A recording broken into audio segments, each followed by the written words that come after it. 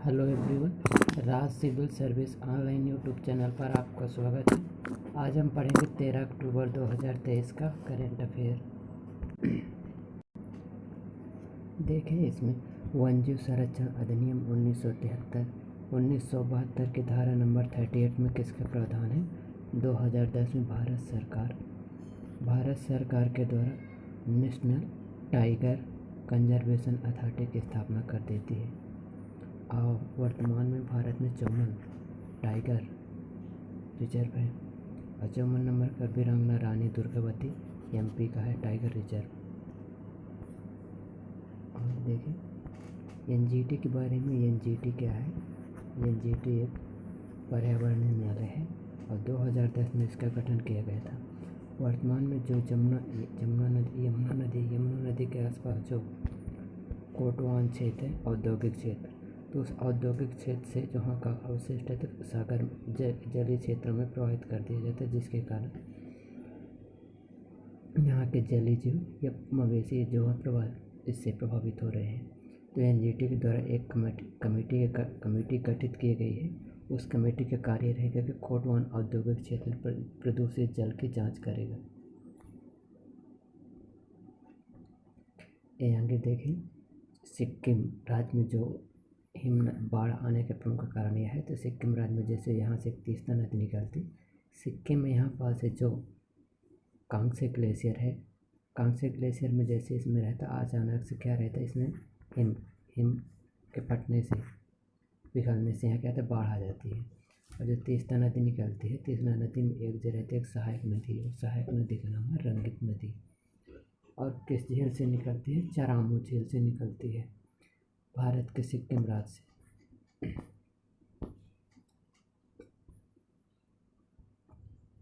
अब आगे देखें, आर्टिकल नंबर 124 में क्या प्रावधान किया कि सुप्रीम कोर्ट के जजों के न्यायाधीशों की नियुक्ति के संदर्भ में, और आर्टिकल नंबर 217 में हाई कोर्ट के जजों की नियुक्ति के संदर्भ में व्यवस्था की गई है। 1993 में सुप्रीम कोर्ट के द्वारा अपने जजमेंट के द्वारा 1993 में कोलेजियम प्रणाली विकसित की। कोलेजियम प्रणाली का मतलब ये रहता है कि सुप्रीम कोर्ट के या हाई कोर्ट के जजों की नियुक्ति तथा ट्रांसफ़र करने वाली एक प्रणाली है, जिसमें अगर देखा जाए तो इसके सदस्यों इसकी संरचना कितने रहते? कोलेजियम में 5 रहते। 5 में से 4 अध्यक्ष, 4 सदस्य रहेंगे और सीजेआई जो रहेंगे तो क्या रहेंगे? CJI chief justice of India उसके क्या रहेंगे? एक्स ऑफिशियो रहेंगे। और 4 सदस्य वो सरकार को सिफारिश करेगी, राष्ट्रपति महोदय फिर उसी सिफारिश के आधार पर नियुक्त करेंगे।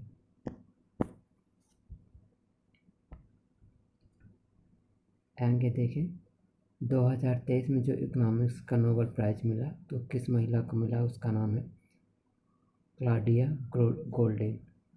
क्लॉडियन गोल्डेन के द्वारा 2023 में जो नोबेल पुरस्कार मिला है, तो वर्तमान में ये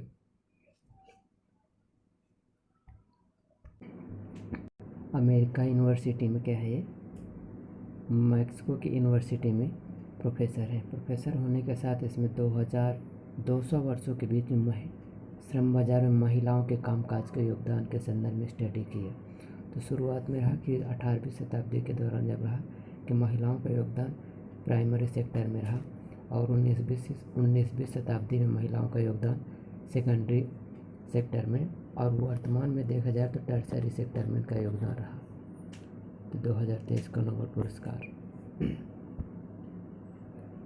अब यहाँ देखें, how many seat are reserve for ST in MP legislative assembly. तो इसका राइट आंसर होगा ऑप्शन नंबर सी। अब और आगे देखें, who was CM establish Bharat Bhavan. तो इसकी स्थापना कब हुई थी? इसकी स्थापना 13 फरवरी 1982 को भोपाल में हुई थी। इसके अंतर्गत इसके जो भाग या घटक है तो 5 प्रकार के। निराला भवन रहेगा, कविता पीठ रहेगा, निराला पीठ रहेगा। वहीं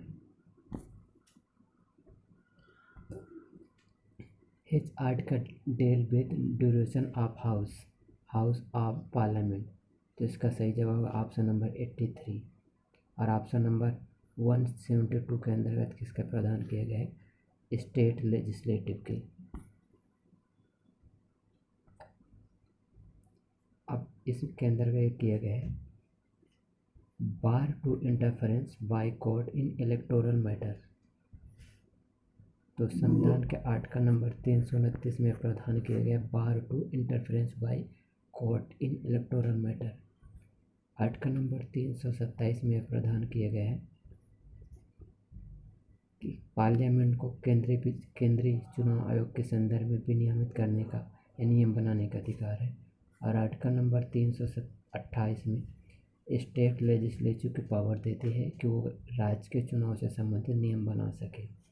हालांकि जब आपातकाल लग जाता है तो राष्ट्रपति भी यहाँ का नियम बना सकते हैं।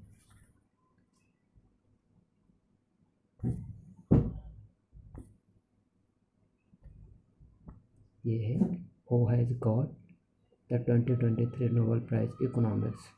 तो क्या है? क्लाउडिया गोल्डीन।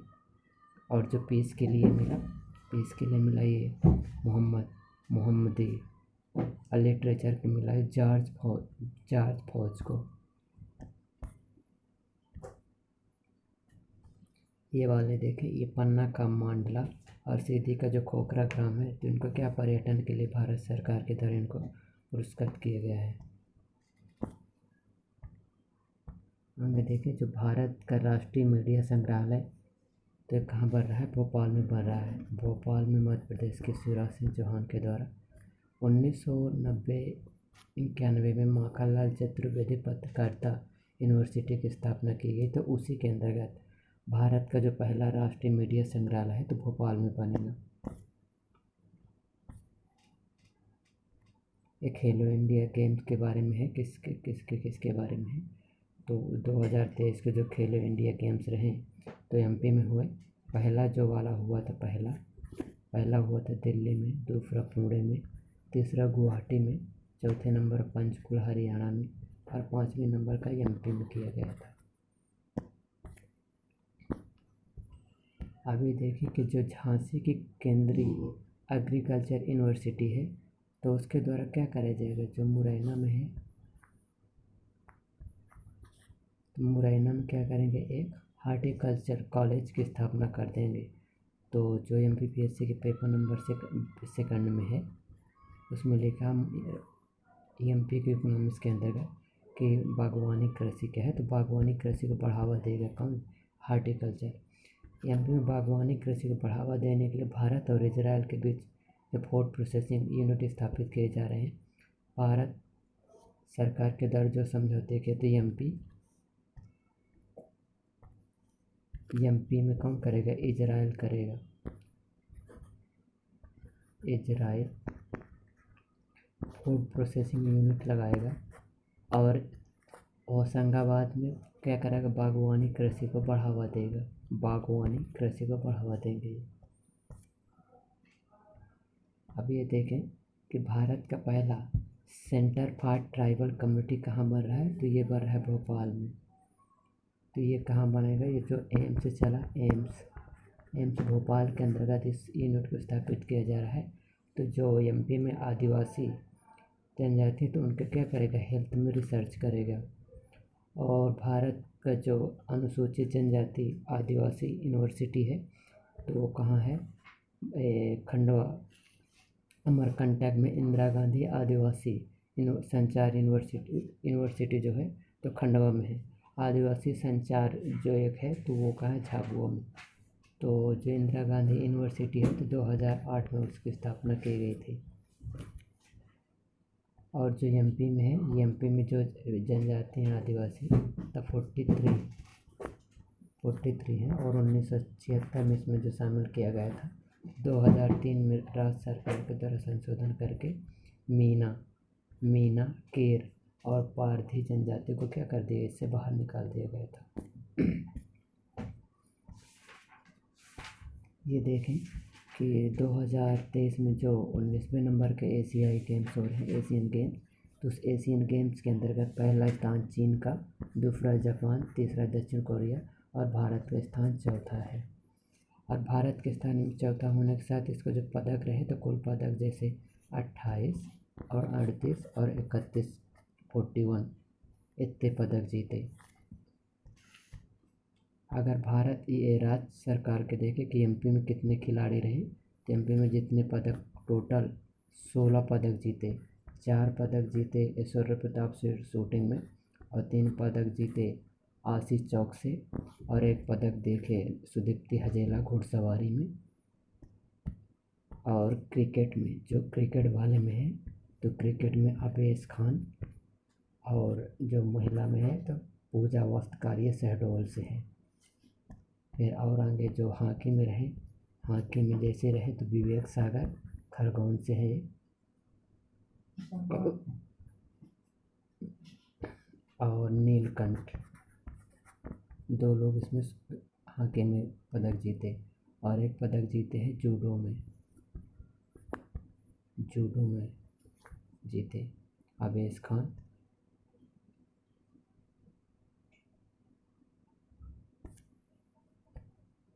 के बारे में जानकारी तो एमपी का जैसे जब पुनर्गठन होता फजल अली आयोग की सिफारिश के आधार पर 1 नवंबर 1956 को, तो उस समय जो ज़िले थे तो 43 ज़िले और 7 संभाग थे। आगे चल के 1972 में जब जो ज़िले बनते तो भोपाल और राजनांदगांव बन जाते और 1975 में जैसे जब रहते तो 1975 में सागर संभाग की स्थापना और 1977 में उज्जैन संभाग की स्थापना और 1980 में चंबल,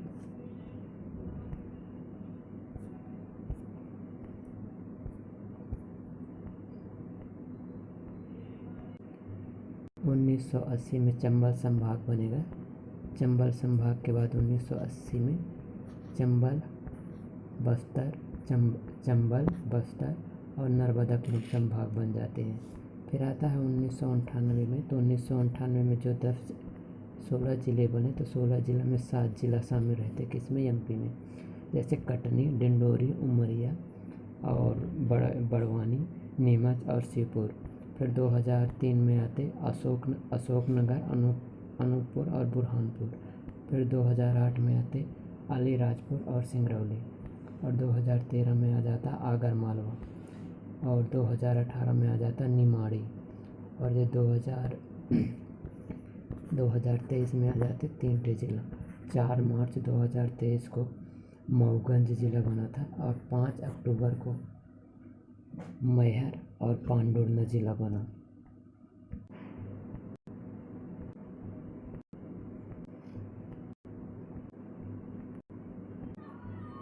अब ये वाले रानी दुर्गावती के बारे में जो कहानी है तो इसमें जो अकबरनामा जो लिखता है अबुल फजल, उसमें जानकारी मिलती है कि तलवारबाजी और बंदूक धारक थी।